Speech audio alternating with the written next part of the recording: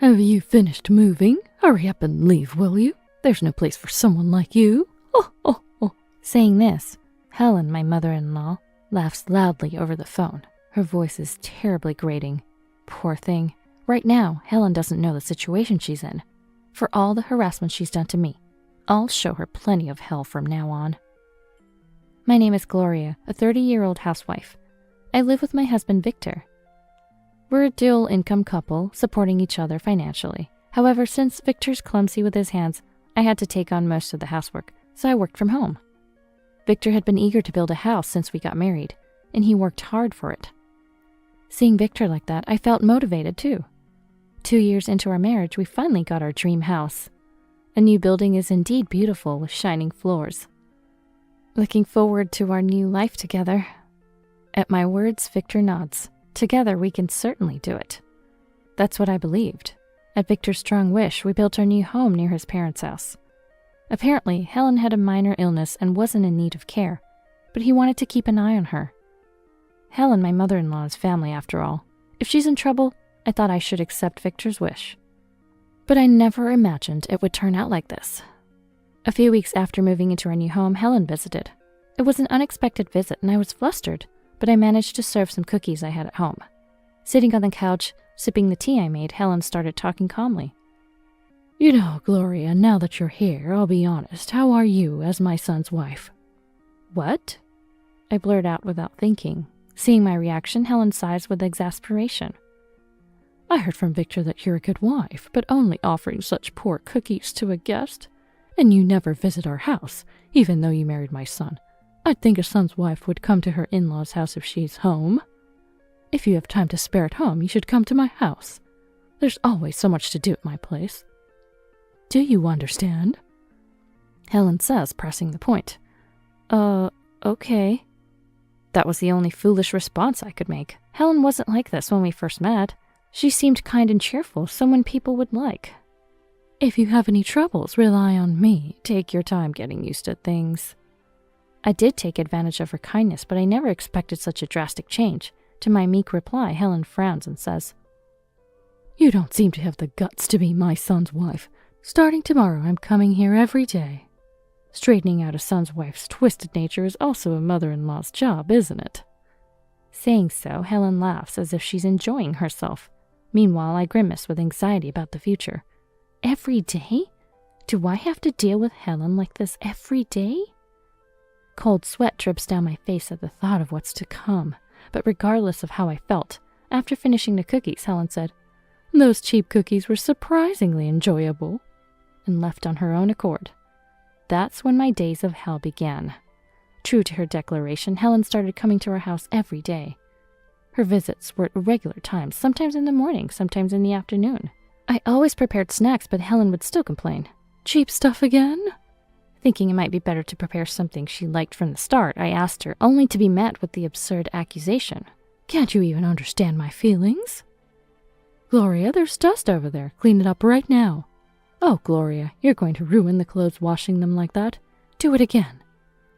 That's for dinner? Terrible. How can you feed Victor something like this?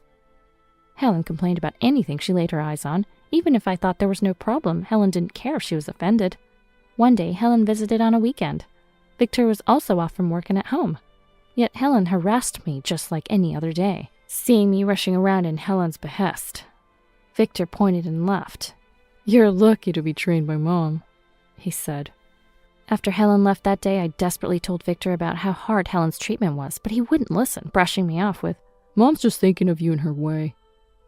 When I insisted it was too much for me mentally, Victor began to get irritated, shouting, Do you hate Mom that much? Feeling it was pointless to talk to him, I stopped confiding in Victor. I started feeling physically exhausted. Despite feeling tired, I couldn't sleep once I got into bed. The anxiety for the next day hit me before sleepiness. I knew I'd be criticized again tomorrow. What will she say next? Such thoughts kept circulating in my mind. Gradually, even going to bed became hard, and I started working and doing housework all night. My body rapidly accumulated fatigue and became emaciated. Gloria, what's with that face? Victor would be scared seeing you like that. You look like a monster. Helen mocked my face. Looking in the mirror, I saw dark circles under my eyes and sunken cheeks. A face I couldn't show to others, and a self-mocking smile escaped me. Really, you're so incompetent. With a wife like you, Victor might be hindered at work. You can't even do housework properly, and then there's that face you greet him with. Poor Victor. Gloria, you should leave. Today. Stunned by her sudden demand to leave, I stood motionless. But Helen said, "You must," and left. Defying Helen would only bring more harsh words. Mentally unstable, I packed my things and prepared to leave. A few minutes later, I received a call from Helen. "Have you finished moving? Leave, quickly. There's no place for someone like you. Be grateful you could stay in that house at all." Saying this, Helen laughed sadly on the phone. She sounds like a hero who's just vanquished a villain, conveying her sense of fulfillment. I left the house just as Helen commanded. The house that was built to fulfill our dreams. Then I went back to my parents' house and explained everything. Upon learning everything, my parents were furious, but they first treated me to delicious food, letting me rest. There's truly a sense of security at one's parents' home. I couldn't articulate my complaints well, but my mom and dad responded with kind words like, "That must have been hard, and I see." I realized I hadn't been back home since the issues with Helen started. My parents must have been shocked to see their daughter so emaciated after so long. Feeling guilty for being such a disobedient daughter, my phone vibrated. It was a call from Helen. Hesitantly, I answered the call, and Helen's panicked voice came through. "You, come back right now." After demanding I leave, now she was telling me to come back. I was astounded by her unreasonable and selfish demand, but something seemed off. Helen explained the situation, and I was shocked. Apparently, Victor came home, realized I was gone, and contacted Helen, who was likely visiting that day. Hearing from Helen that she had kicked me out, he turned pale. That makes sense. After all, the house we lived in was in my name. Even though we are a dual-income couple, most of our living expenses were covered by my salary. Victor's salary was shockingly low, as evident from his payslips. There was no way Victor could afford to build a new house, and our dream of owning one was nearly shattered. Seeing Victor try his best, I decided to support him by building the house. Since I took out the loan, naturally the house was in my name. Having learned this from Victor, Helen was now panicking. "I'm sorry, but I'm not coming back," I told her. To that, Helen responded, "Don't say that, and it was my fault." I replied with a final blow.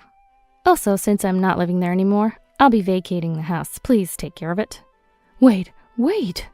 Ignoring Helen's growing desperation, I hung up the phone. I blocked her number to avoid any unpleasant calls. The next day, I proceeded with vacating the house as I had declared to Helen. This meant Victor had to leave the house too. What he did next was no longer my concern. After that, I hired a lawyer. He was a friend of my dad's, known for being quite skilled. I had secretly recorded Helen's terrible behavior, which I played for the lawyer. The recordings also included Victor's terrible behavior. Hearing them, the lawyer said, "With this, you can get a substantial amount in alimony." I left everything to the reliable lawyer and was able to divorce Victor. Following the lawyer's advice, I saw a doctor and was diagnosed with depression, which increased the alimony. After that, I received message after message from Victor. The contents were all like pleas for reconciliation, saying things like, "I'm truly sorry. Please give me another chance." And, "Please forgive me." With no house and a low salary, Victor couldn't afford the hefty alimony, but I ignored all his requests and blocked his messages. A few days later, relaxing at home, a loud doorbell rang. It was Helen and Victor at the door, so I ignored them, but they started pounding on the door, calling out, "Gloria!" My parents were out and couldn't return soon, so I reluctantly responded through the monitor. "Hello?" Hearing my voice, they hastily started apologizing at the front door. "Gloria, I'm truly sorry. Please give Victor another chance." "I'm sorry I couldn't be there for you as a husband. I'll try to be a better support. Please come back." They were only saying what suited them now. These were the same people who had scorned and laughed at me. Now they were asking for my help. I couldn't help but snort, and Victor angrily shouted, "There's no need to laugh." "Come on!" Victor raged at the door. Helen retreated in fear. I sensed neighbors coming out due to the commotion. Frozen in fear, I didn't know what to do. The door kept being pounded on. It was sturdy, but what if it broke? Then a savior appeared. "What are you doing?" Saying this, a police officer appeared on the monitor. It seems a neighbor must have called them. Victor, who was causing a scene, was restrained and taken away. This incident helped me finalize my divorce from Victor. Moreover, I received a substantial amount of alimony.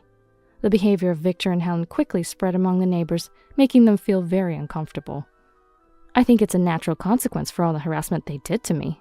It seems Helen had been visiting my house without telling her husband, and when he found out about this commotion, he decided to divorce her.